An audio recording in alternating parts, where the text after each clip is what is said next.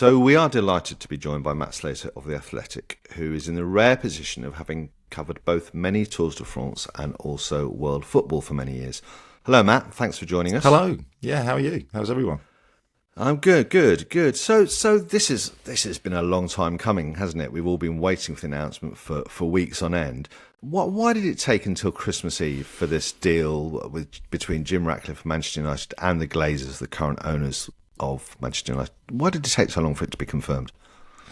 Well, yeah, you're right. It's been a complete saga. Certainly in my world, I cover the sort of business of football, and Manchester United announced this search for strategic alternatives or whatever. I can't remember how they build it now, but in November of 2022, it was whilst most of the football world was at the World Cup in Qatar.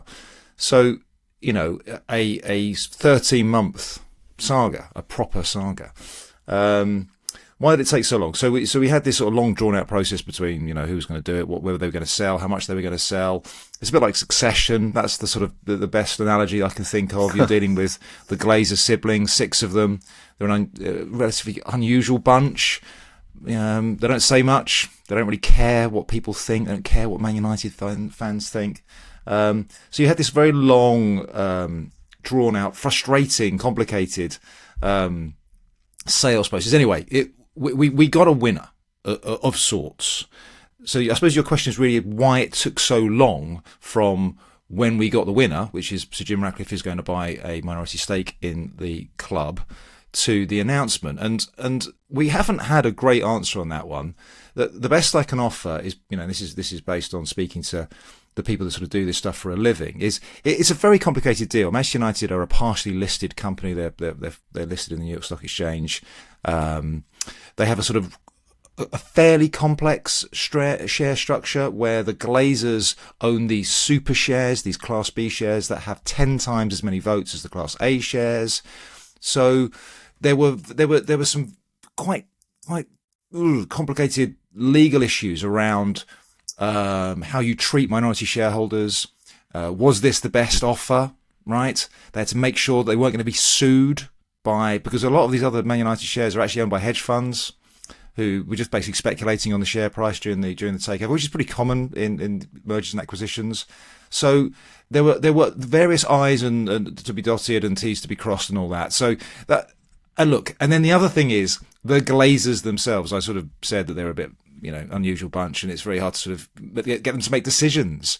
So I think it was a half. This is a complicated deal, and they had to make sure no one was going to get sued.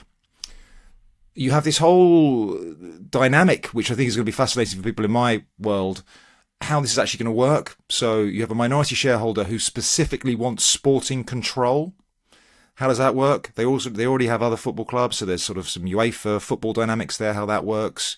How many clubs can you control, particularly if they're all going to go into the same competition, the Champions League?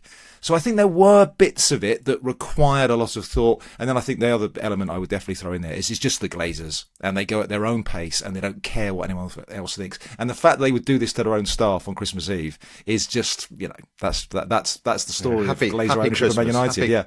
Yeah, we're gonna have an all company Zoom, guys, at 4 p.m. on Christmas Eve. You must log in. So in terms of Ratcliffe, this is by far the biggest move he's ever made in the world of sport, isn't it? I mean, it dwarfs the Grenadiers investment. It dwarfs anything else he's done, doesn't it?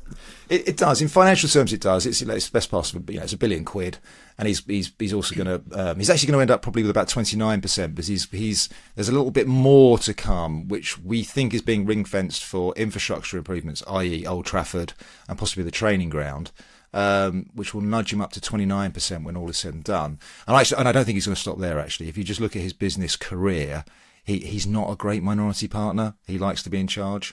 So I suspect there is, again, part of the delay is getting the pathway, the road to control, proper control, sort of sorted. Like who has the right to buy each other out and when and at what price. So there's a lot of that in there too. Right. So yeah, so it's definitely the biggest in terms of the money, but really I think the big thing, and this totally blasts everything he's ever done in the past, is profile. Manchester United I've been a sports journalist for, I don't know, what is it, about 30 odd years now. And I've, as you mentioned, I've done other stuff and, stuff that I really, really enjoyed. Olympics and Tour de France and all that. There's all that, and there's Manchester United. There aren't many clubs, it's Real and Barca probably, and Bayern in Germany. And what they do just generates traffic every day. They are a circus, the biggest show in town. He's never done anything this high profile in his career. Grangemouth, maybe, but this is on there's papers every day, newspapers every day. Yeah, and Dave Brailsford, who's obviously been in the papers in the past for good and bad reasons, how do you think he's going to approach this? Because inevitably there's a fair bit of scepticism towards him as a footballing guru. And, I found it quite a moment to see him in the stands with Alex Ferguson the other night. What's your perspective on this? I mean, is he set up for a fall here, or how do you see things panning out?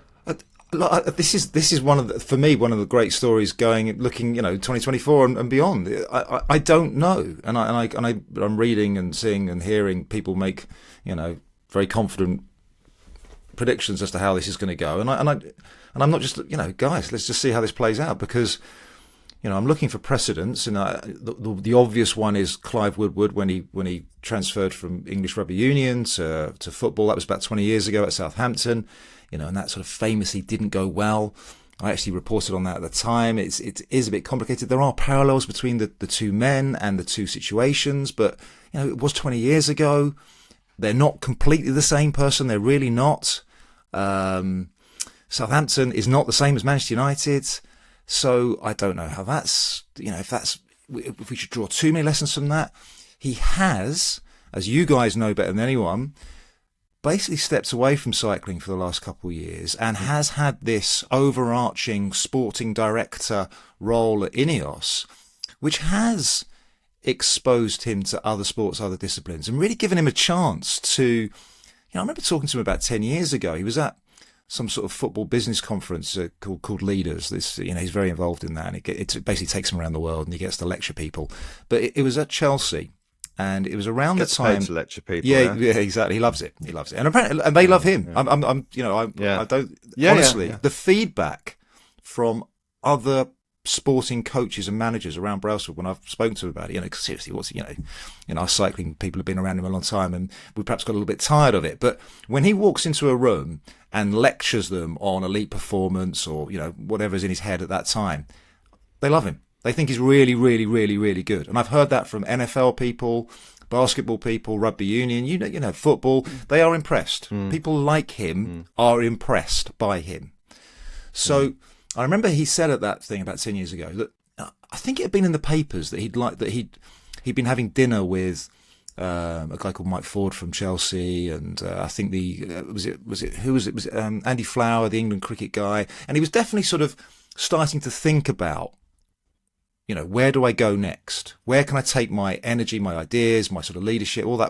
What next? Sort of this sort of sense that cycling was maybe a bit small and he wanted to do something else. And he sort of jokes about football. It's funny because I caught up with him at the Tour this year because he was there for a couple of days and he showed up at the finishing. Well, he was there for two stages. First day, Mikel Kwiatkowski won on the Grand Colombier, and the second day, Carlos Rodriguez won in Morzine. And as he got out the car in Morzine, I was there, and he was pretty nostalgic for it. He was saying, I've realised how much I still love the sport, and it's so spectacular and it's crazy, but it's brilliant, And he was, and I sensed a little bit of a tinge of regret that he wasn't still at the coalface of cycling. Right. But and so that was last year, was it? This summer. This was this summer. Was this summer. But obviously he's somebody who, I think he gets bored quite quickly. He wants to challenge. He loves proving people wrong, doesn't he? He's never wrong. And it's funny that that he said that then, because what we hear is he's basically spent, the last few months gearing up for this. And actually we're talking, and I think he went into Carrington yesterday, so Manchester United's training ground yesterday. As you said, you saw him at the Nottingham Forest game, sat next to Fergie. So he's kind of sort of doing the job, right? Whatever this job is, and it's going to be an audit. He loves that, doesn't he? He's going to look at everyone and not make any decisions, and basically going to be interviewing people for their jobs. I think that's already started, and I think there is going to be. there's going to be a tear down there, and it's much needed, to be honest. Whether he is the right person to do it, I don't know. But you know, he's done it before, though, hasn't he? Yeah, he has. Because he did. That's what he did at British Cycling. It is, and the point I was going to make is he did it at OJC Nice, right? So for the last, let's say, from about last summer, so 18 months ago to about this summer, he's worked really hard at Nice, OJC Nice. That's where we hear he's been sort of really focus his attention on a real turnaround there. I don't want to get into sort of, you know, too go off on a tangent there, but that was their sort of biggest previous football investment, and had sort of, they'd had some moments. It was kind of, where was it going? It was sort of, you know, meandering a bit. And he, you know, he kind of seized control about 18 months ago, and new CEO, new manager, a lot of work at the training ground, hired a load of people and binned a load of people. And last season, it was okay. Started to sort of see signs of improvement. This season, they're flying. So he has been focused on football for a while. So we don't really expect to see him at bike races much anymore. I mean, I think that's something that maybe the Grenadiers are going to accept as well, and the media have to accept as well, because he was always good for a soundbite. But on that subject, we both know that Brailsford and the British media have not always been on the best of terms. We've both experienced that, you know, when we've been working at races with him. Do you think he will get a rough ride? Because he's going to renew acquaintances, isn't he, with some of the people who were kind of like, you know, the DCMS hearings and who were critical of him over jiffy bags, etc., etc. Everybody knows those stories. Do you think he's going to lock horns again with certain individuals? Well, you have an advantage over me. You have an advantage over me in that I had it ended badly between me and him at cycling. And I haven't really seen him since DCMS and those occasions where it was incredibly tense and confrontational, and his relationship with the British cycling media had fallen apart, as far as I was concerned. And I just, you know, I'm just a fan now in terms of cycling, and I just sort of got the impression I'm just seeing his name less. I know the team isn't doing quite so well. And I just sort of thought he stepped away. Well, fine, great, I can understand that. He now has almost no choice. He might not be courting the media the way he does in cycling, the way he used to do in the good old days of cycling. Well, you're right, he was always amazing for a quote. He was always doing the little kind of impromptu press conferences around the team bus, which frankly were a godsend. You know, thank you. The number of times he sort of bailed me out with some, you know, something interesting to talk about. You don't have to do that in football, particularly in the type of role I think he'll end up doing. But everything he does, everywhere he goes, every decision he makes is going to be analysed and scrutinised in a way that he never really had in cycling before. Yes, I know you guys, we did, but not to the same level. There is no comparison. There isn't really much comparison between other football clubs at times. So is he going to have that kind of close media relationship? I don't know. I suspect not. Is he going to have levels of scrutiny that he hasn't experienced probably since the height of his, you know, downfall, if you like? Maybe that's too strong, but when things were starting to turn, that's what he's walking into, whether he likes it or not. And I think the thing that will probably really, I don't know him well enough, but I hope he's ready for it. There's going to be an awful lot of retelling of that story for a whole new audience. Matt, how do you expect him to actually split his time? Because you've mentioned Nice, we've mentioned the cycling team. They've also got interesting sailing in F1, in a few other sports as well. How do you expect Brailsford to kind of divide his time? Is Man United going to be 100% of his focus, 80%, or is he going to be juggling these templates at once? Well, this is the question, or one of the questions, certainly for me. I think he has to be 100% of Manchester United right now. He has to be. Otherwise, this is sort of doomed to failure. You know, there are already people sort of waiting for this to go wrong, right? That wanted the Qataris, or they just want Man United to fail, or, you know, they're so angry with the Glazers. Anything the Glazers did, so there is an element of he's being sort of set up to fail here, and it's a really tough turnaround job. There are real problems there that it's a huge organisation. All the usual analogies about oil tankers and all that, they all apply. So I think he has to absolutely focus on this, which is, not what you guys presumably want to hear, because his cycling team needs a bit of a turnaround. Look, they've got a minority stake in Mercedes F1. I don't think he's really hands-on there. They trust the F1 guys. They've got a bit of a turnaround job to do, certainly a catch-up job to do. The America's Cup thing, well, I think, I'm not a sailing expert, but I believe the America's Cup is next year. They've been doing these final preliminary races. There was one about 2 weeks ago in Saudi Arabia.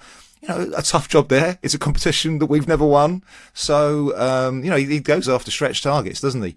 As you see, Nice, I think he can box that one away. They're going nicely. They're going really well. They're second in Ligue 1. And he's got some other little bits and bobs to do, but really it's football, I think, and it's Manchester United, and he almost has to be seen to be doing it 100% as well. That's what people will be. If he rocks up at a bike race in January or February, that is back page news, I'm afraid, for the wrong reason. Matt, just wanted to ask, one of the things that cycling fans are most concerned about with all this is what is Ratcliffe's interest and investment likely to be in the Grenadiers going ahead? I mean, is it something? I mean, you compare it to the Man United deal, and it's peanuts really what he puts into the club. And I know his fortune apparently grew fivefold during the past 12 months or so. So you kind of think there's no reason for him not to continue. Is that how you'd see it? Yeah, I think this is a really interesting question. So, where does sort of cycling fit in any sports portfolio? Where, and I suppose I'd be thinking about what Sky sort of came to the conclusion. I know there was a takeover, there was a sort of corporate change there. They lost their big champion in James Murdoch, but there was a sort of sense that that Sky, the corporation, had got everything they needed to get out of that relationship. Now, are Ineos in that position? I don't think they are. I think, one, because he's a very wealthy guy. He doesn't sell much. He's in a sort of an accumulator. If you look at how he's put together Ineos, which is a really fascinating business story, if you ever get a chance to sort of look at that, just this sort of bolted together pieces of unfashionable bits of industry. And he does, he's got a really good business track record. I don't know, what's in it? What do we think is Ineos's budget these days? Is it about 40-45 million a year? 55. Or 50, I think. 50 right, million. Fine. Yeah. But there you go. So he's just dropped $1 billion on buying a quarter of Manchester United. God knows what he spends on the sailing. But it's, for me, it's really interesting because, I think they'll stay within cycling. But what happens if in 2 years' time, Man United are even worse now, than what they are now, and they really need to buy a brand new midfielder who's going to cost them £60 million. The Man United fans would much prefer them to spend that 60 million on Man United instead of a cycling team that's not winning anything. So kind of how does that? Yeah, well, how will that balance up, I think? Yeah. Well, this is where we get into sort of just Twitter nonsense, right? That's not really how football and Manchester United as a business operate. So the Glazers themselves never put a penny in, but Manchester United still had this huge net spend and never really. The reason they're bad is not because they didn't buy the £60 million striker. They bought the wrong £60 million striker again and again and again and again. Right? That's why they're bad. Manchester United generate enough cash, and Ratcliffe knows this. They generate enough cash to kind of compete with whoever they want to compete with, right? Man City and the rest. And then the sort of other thing to mention there is, of course, football has basically a soft salary cap in these financial fair play rules, which again I don't want to get into too much here. But you can't just keep buying the £60 million striker again and again and again. That's just not how it works, right? At some point, you're constrained by the rules. What I think is the bigger issue, I guess, in terms of money and where he allocates resources, is that Manchester United must do something to Old Trafford. They must. That is where they're being left behind, and that is a massive amount of money. They either redo a stand, and it's a complicated build because it's over a train line, or they redo the whole stadium. So that is a conversation he has to have with the Glazers, right? How are we funding this? Is it more debt, which is sort of how he's traditionally built Ineos? And of course, debt has a sort of scary element, and football fans hate it, and particularly the history of Man United and the Glazer ownership is very, very loaded term. So that, I think, is probably more where the resource allocation bit will go. I just think on the cycling team, again, I'm you're closer to it than I am. It just seems to be ticking away quite nicely. He has moved. So the company has changed in the last couple of years. It spent 20 odd years doing stuff that you or I never cared about. It was business to business. It was building block stuff. It was plastics, and it was chemicals, etc., etc. A few years ago, he got into stuff that he's trying to sell you and I. Well, I don't know if you can afford one of their cars, but my point is, he's moved into sort of a consumer-facing, right, part of. I can't even afford a personalised number plate, Matt. Well, let alone one of their maybe cars. you can afford his cleaning products, the hand sanitizer or Bell Staff clothes, which I see Dave Brailsford is like a sort of maybe. walking model Yeah. for. So let's. I'm conscious. You have a game to go and watch, don't you? But I do. Just to wrap things up. I mean, do you think this will work? Do you see it being a success in a year's time? Do you think there will be a transformation at Old Trafford, and the team will be playing better, which will basically be what everybody wants? Right, I'm quite happy to put. I'm not putting any money on this, but sort of money mouth is sort of say something. Yes, I do actually. I do because whilst I sort of fell out with him, I still think he's quite good.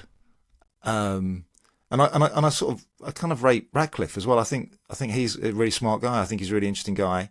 I think the Glazers were bloody awful owners, amazing investors, and it probably is. There'll be a debate to be had at some point whether it's the greatest sports investment of all time, their investment in Manchester United, certainly in terms of what they've taken out of it. So he's following really duff owners. He's kind of taking over in some ways at a good time. They're not quite rock bottom, but it's not a bad time to take over. I've said I think he's interesting good. Parallels then with British Cycling, because that was the situation at British Cycling when Brailsford came in. Radical overhaul. I think it can work. And a complete and utter reboot. Yeah. If he's given, if this relationship with the Glazers works, and this sporting control, which is unprecedented, really, this sort of minority shareholder having control over what most fans would say is the most important thing that a football club does, i.e., play games. How that dynamic works. Whether the media gives him time, whether Man United fans give him time. Because I think there's, they're rubbish. I say that my lads are Man United fans, and that's the word they use, rubbish. So I am optimistic that he can do this. I don't know how long it's going to take though, and I wouldn't put the house on it. I just think he can. Yeah, he can. Well, we'll see, won't we? So, Matt, thank you so much for joining us on Radio Cycling. Real pleasure.